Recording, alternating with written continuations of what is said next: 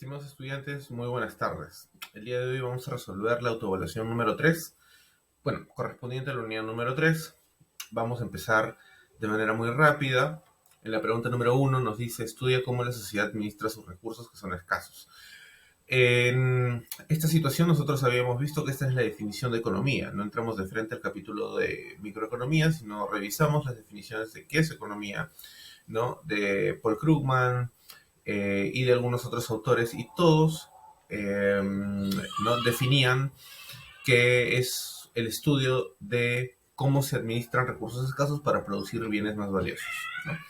La pregunta número 2 nos dice, el precio de un bien cualquiera se ajusta para llevar al equilibrio la cantidad ofrecida y la cantidad demandada. Cuando hablamos de este punto, nos referimos a la ley de la oferta y la demanda, porque tal como hemos visto, en el punto de equilibrio, ¿no? Tarde o temprano ocurren anomalías de mercado que producen excesos de oferta y demanda, y en un contexto en donde el gobierno no interviene en la fijación de precios, este precio o esta variable tiende al equilibrio, eventualmente al producirse un sobrestock o una cantidad o una demanda, mejor dicho, insatisfecha. En la pregunta número 3 tenemos, coordinan de manera adecuada la actividad económica entre las personas.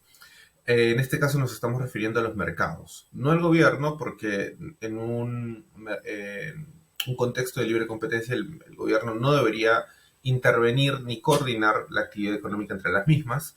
El comercio de por sí es la característica, ¿no? del trade, del intercambio, es la acción de intercambiar. La economía, ya hemos visto con esa definición, y incentivos tampoco. Por lo tanto, los mercados no, son aquellos que coordinan de manera adecuada la actividad económica entre las personas, oferta y demanda.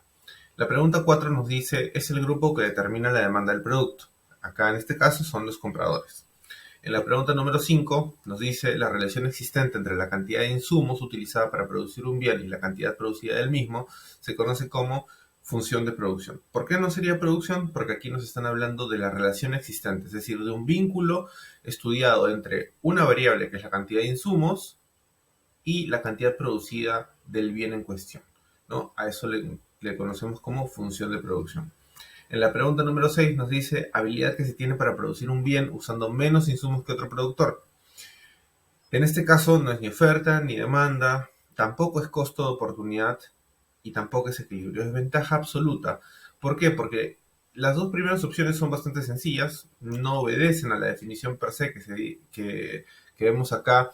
Se entendería como una cierta ventaja, por eso la opción E cobra mayor relevancia en este sentido, tampoco es equilibrio, porque en todo caso también acá habría un desequilibrio al existir una situación en donde ambos productores producen, ¿no? o generan un bien de manera distinta, un bien igual de manera distinta, es decir, alguien tiene una ventaja sobre el otro. La pregunta número 7 nos dice, valor de todo lo que el vendedor renuncia para producir un bien.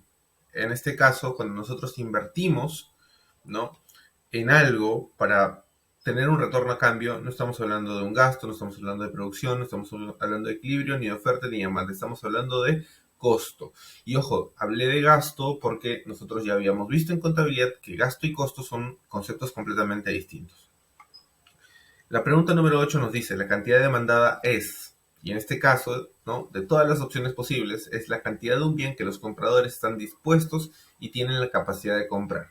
¿De acuerdo? No es donde muchas empresas venden productos similares, no es la cantidad de un bien que disminuye cuando su precio aumenta, aunque esa sea la relación, ¿no? correspondiente a la lógica de la demanda, a la ley de la demanda. Pero en realidad la cantidad demandada, ¿no? Eh, que es cierto, corresponde, ¿no? a esa lógica, aquí es algo engañoso, porque es la cantidad de un bien que los compradores están dispuestos y tienen la capacidad de comprar, porque aquí no estamos mencionando precio. En la pregunta 9 nos dice, es el estudio de cómo las familias y las empresas toman decisiones y cómo interactúan en mercados específicos. Aquí las palabras claves son familias, empresas y específicos, no generales. Cuando estamos hablando de mercados específicos, familias y empresas, estamos hablando de agentes de mercado. Y en este caso nos referimos aquí a la opción E, que es microeconomía. Y finalmente tenemos, es una medida del costo total de los bienes y servicios comprados por un consumidor típico. Y en este caso la opción sería índice de precios al consumidor. Muy bien, les agradezco bastante por su atención.